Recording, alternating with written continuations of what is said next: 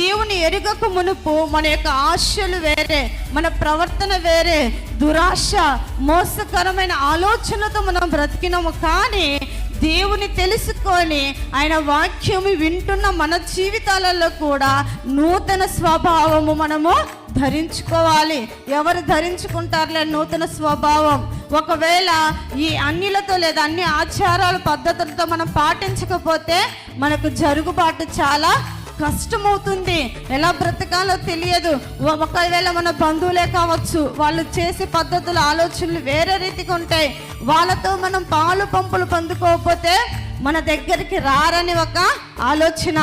దేవుడికి వ్యతిరేకంగా జీవించిన సరే, కానీ బంధువుల యొక్క హృదయాలు మాత్రం ఎప్పటికీ నొచ్చుకోకూడదని వాళ్ళు వ్యర్థముగా ఆచరిస్తున్న ఆ పద్ధతులు నువ్వు చేత పట్టుకొని నీ మీద ఉదయిస్తున్న వెలుగును నువ్వు నిర్లక్ష్యపరుస్తున్నావు.